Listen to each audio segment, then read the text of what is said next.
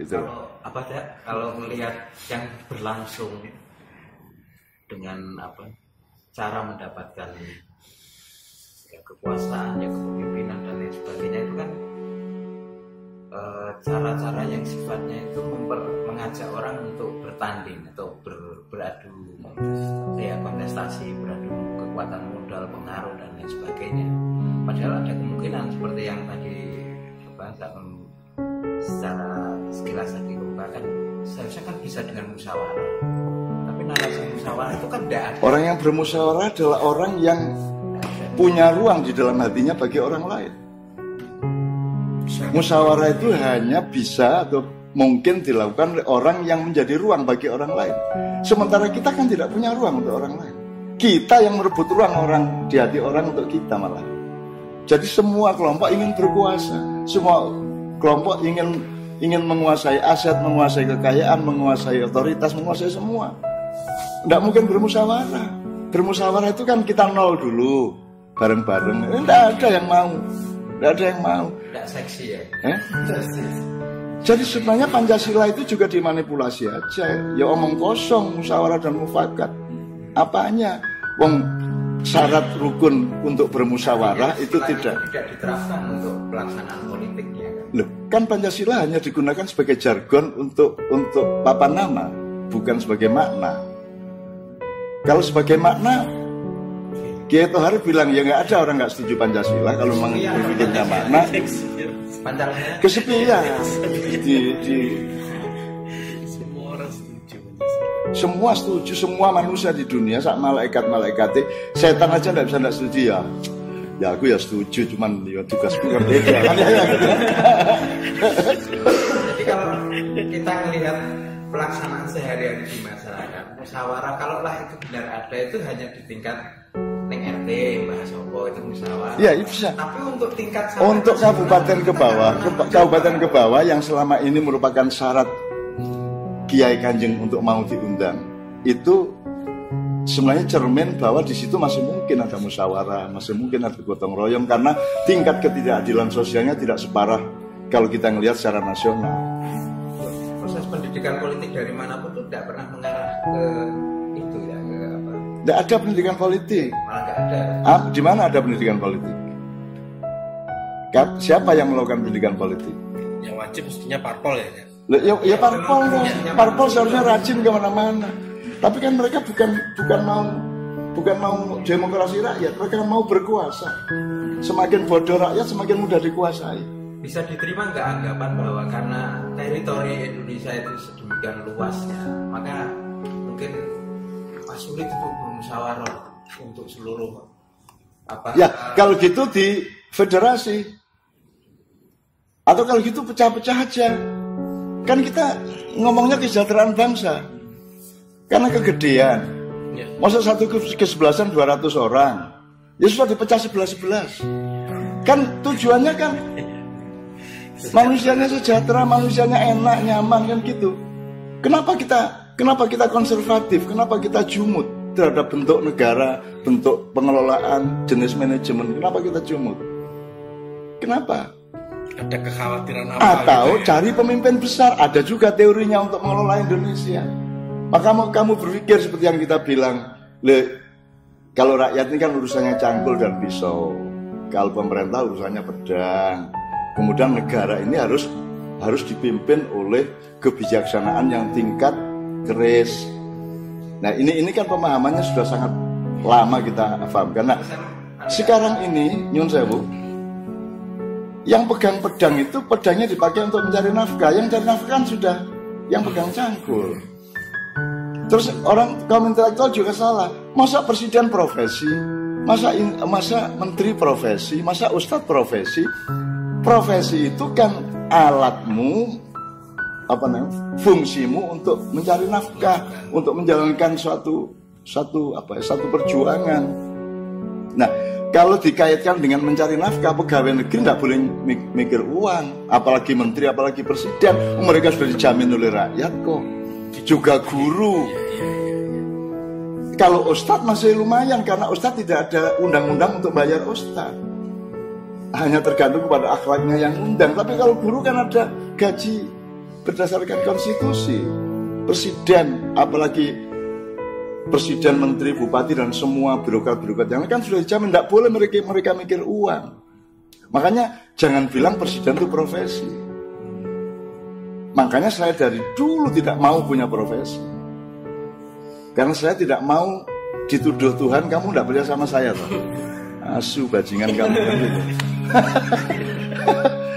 Kamu pikir kamu itu kelaparan kalau kamu tidak kejar-kejar uang, kan gitu. Kalau Tuhan gitu sama saya kan pingsan saya kan gitu. Jadi saya terserah Allah, yang penting saya kerja keras terus menerus berpuluh-puluh tahun. Pendidikan politik ngalahin pendidikan politik, pendidikan spiritual, pendidikan kesenian, pendidikan budaya, pendidikan firman, pendidikan apa saja, pendidikan estetika, pendidikan harmoni, pendidikan kebijaksanaan, semua lengkap. Karena kita tidak pernah berpikir departemental, kita tidak pernah berpikir fakultatif. Manusia itu universal. Bahkan universe itu part of manusia. Manusia itu kosmos besar. Kalau alam semesta kosmos kecil. Gitu kalau kita cara berpikirnya. Cuman kan kita karena materialisme, manusia kosmos kecil, mikrokosmos, alam semesta kosmos besar. Karena kita berpikirnya geografis, materialistis. Kalau kita berpikirnya kualitatif, kita berpikirnya ada gelembung gede yang namanya satu gelembung namanya alam semesta, dan itu dipegang di genggamannya Tuhan. Ya sudah, kita universal semua. Makanya saya kemarin di UNER usul di ITS, kapan-kapan bikin universitas di UNER, di UNBRA. Maksudnya gimana, Cak? Kan kalian belum punya universitas, kan kalian masih punya fakultas-fakultas. Lah iya, kalian aja nyebut itu universitas, padahal kan ini fakultas-fakultas. Kan gitu. Kapan-kapan bikin universitas gitu. Jadi aku usul gitu.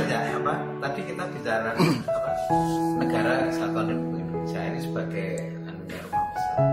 Kemudian yang untuk menjalankan kebernegaraan itu berlangsunglah pemilu pilkada, pilpres, dan lain-lain. Itu jangan-jangan kita itu memilih jenis rumah yang besar tapi keliru mengelola dalamnya. Sementara ada jalan lain yang diisyaratkan oleh Pancasila tapi nggak sungguh-sungguh kita tempuh, yaitu musyawarah tadi itu. Gitu. Ya, saya tidak ingin nyalahkan siapa-siapa, tapi kalau orang ngomong Pancasila sama saya kan saya ingin konfirmasi dari sila pertama sampai terakhir. Saya ingin konfirmasi, misalnya sila pertama ketuhanan yang Maha Esa, kamu kok kenal? Maksudnya ketuhanan itu Tuhannya apa sifatnya? Satu ya. Nomor dua, yang kamu maksud Tuhan yang mana? Tuhan yang kamu kenali dari mana? Kamu dapat bahan mengenai Tuhan tuh. Kalau kacang kamu pernah ke sawah atau kamu beli di warung, tapi kalau Tuhan kamu dapatnya dari mana? Kata siapa? Kamu kok kenal Tuhan? Jadi para pembikin Pancasila dan pelaku Pancasila ini Tuhan ini yang kamu kenal dari mana? Wacanamu dari mana kamu? Kamu aja jangan langsung sebut. Kok kamu kenal Tuhan? Ayo kita masuki ya bareng-bareng. Bagaimana mungkin manusia kenal Tuhan? Kok dia nyebut-nyebut Tuhan? Kan sudah jelas. Jangankan Tuhan, surga aja definisinya menurut Rasulullah, mala ainun ra'at wala udhunun sami'at. Surga itu adalah segala sesuatu yang mata tidak bisa melihatnya dan telinga tidak bisa mendengarnya. Itu baru surga, belum Tuhannya. Lah kok kamu bisa punya Pancasila satu? Tuhannya Maha Esa, maksudmu Tuhan dari mana kamu bahannya? Dari mana kamu? Kok tahu? Ini sah nggak ini? Sila pertama ini. Kamu kok tahu? Kan tidak ada kemungkinan pada manusia untuk kenal Tuhan. Dia hanya tahu kehadiran Tuhan. Dia hanya tahu merasakan, mengalami, memikirkan, oh Tuhan ada. Buktinya ada kejadian ini, kalau tidak ada Tuhan tidak mungkin terjadi, kan gitu. Bukti-buktinya. Nah, ini yang kamu maksud Tuhan yang Maha Esa itu dalam skala pemahaman yang bagaimana? Kalau dalam ma'iyah kan jelas, kita itu tahu Tuhan hanya satu kemungkinannya, ialah kalau Tuhan sendiri memperkenalkan dirinya ke kita. Karena kita tidak mungkin meneliti, tidak mungkin mengejar, nggak mungkin apapun dah. Hanya kalau Tuhan sendiri memperkenalkan diri. Nah, oke, sekarang kamu sudah ada sila pertama, berarti Tuhan sudah memperkenalkan dirinya kepada bangsa Indonesia. Nah, Siapa dulu yang disapa sama Tuhan sehingga kamu sekarang ambil ketuhanan Yang Maha Esa? Siapa dulu? Kamu ambil dari Gajah Mada, kamu ambil dari siapa? Enggak jelas semua kok. Kalau mau pakai institusi, kamu ambil dari Kristen, dari Islam, dari Buddha, dari Hindu, dari kebatinan, itu dari khayalanmu. Yang mana? Kalau Anda dewasa, ketuhanan Yang Maha Esa itu kan pasti, ya sudah pasti itu merupakan sumbangan-sumbangan yang jenisnya sama dari berbagai macam bentuk ijtihad maupun wahyu. Wahyu mengatakan Qul ahad, oke, berarti Tuhan Yang Maha Esa. Tinggal masalah verifikasi ayatnya bagaimana, kan gitu. Tapi kan informasinya sudah jelas. Nah sekarang dari Kristen monggo sumbangkan, dari Katolik monggo sumbangkan, dari Buddha, Hindu, Konghucu monggo sumbangkan, gitu loh. Sumbangkan untuk supaya memantapkan Tuhan Yang Maha Esa. Kalau ini tidak jelas, akhirnya menjadi klaim.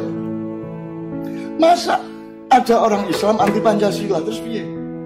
Dan itu sego kula sing ngliwet Itu nasi saya yang memasak di dapur saya. Begitu kamu makan, kamu ndak akui saya, bagaimana? Kamu pikir saya anti nasi, bagaimana sih? Jadi kita ini sebenarnya nggak sungguh-sungguh bernegara, nggak sungguh-sungguh terhadap nilai. Makanya di volume pertama itu kita iseng kayak terhadap nilai-nilai. Bahkan terhadap Tuhan pun kita setengah hati. Jeng-jeng itu sebenarnya sudah dari dulu-dulu saya omongkan. Untuk Indonesia ya untuk siapa lagi lah. Dan gitu sebenarnya. Sampai ditiruin sama Nevi toh. Kita iseng. Bahkan seekor coro sampai diajak-ajak sama oleh orang. Itu beneran. Loh, gimana saya sebut coro gimana? Loh kalau kita kan punya keindahan informasi dari Tuhan. Tuhan mengatakan, aku tidak malu memberi perumpamaan kepadamu tentang lebah-lebah atau cacing atau nyamuk atau apapun yang lebih rendah dari itu. Innallaha la yastahi ayyadriba mathalan ma ba'udatan aw fawqaha. Jadi saya sebut coro dengan bangga. Coro itu lebih gede daripada nyamuk yang Tuhan sebut. Dan gitu. Jadi kalau kita jelas, kalau saya memahami Pancasila, jelas asal-usulnya, hulunya jelas, sehingga hilirnya juga jelas. Kalau bangsa Indonesia tidak ngerti hulunya, bagaimana akan sampai ke hilirnya? Ini baru gagasan tentang Pancasila. Belum lagi aplikasi, belum lagi sampai ke formula negara apa. Bagaimana nih? Ngomong khilafah, tapi tidak ngomong masyarakat Madinah. Lucu juga. Lo sudah jelas di Madinah tidak ada pemerintahan, tidak ada khalifah, tidak ada presiden, tidak ada raja, tidak ada semua. Yang ada adalah perundingan komunal. Jadi tidak ada undang-undang yang lahir dari orang pinter seperti Indonesia, Amerika, Rusia, Inggris. Yang ada adalah perjanjian-perjanjian horizontal antar masyarakat. Kan gitu. Nah, tidak ada orang yang menghargai itu seluruh dunia. Bahwa Piagam Madinah adalah satu-satunya konstitusi yang tidak dibikin oleh kelompok intelektual, yang tidak dibikin oleh orang sekolahan atau orang pinter, tapi dibikin otentik, orisinal oleh rakyat yang memerlukan perundingan-perundingan dan perjanjian-perjanjian. Kita ini tidak usah undang-undang, wong milih presiden aja tidak boleh sendiri kan, dipilihin parpol. Bukan milih itu namanya, dipilihkan. Jajan sak Beringharjo kok kita cuma diambilin 2, suruh milih loh. Lah kelantingnya saya mau kelanting yang di sana ini. Ya ada klepon, ada lemet, ada macam-macam di dalam. Kok yang kamu ambil cuma gedok mambu ini kan begitu. Gitu. Nah jadi kembali ke pertanyaan Haryanto, menurut saya tidak ada jawaban dari kita yang sifatnya pragmatis kecuali tadi. Kalau memang urusannya itu menurut kamu bisnya rusak, ya carilah supir yang juga seorang montir, yang juga seorang yang tidak hanya mengerti haluan, arah dan cara nyetir, tapi juga mengerti bagaimana memanage perbaikan bis dan berani. Jadi kalau utang dari luar negeri untuk danani bis, bukan untuk halusinasi dan khayal-khayal materialisme. Kursus nyopir. Kan gitu.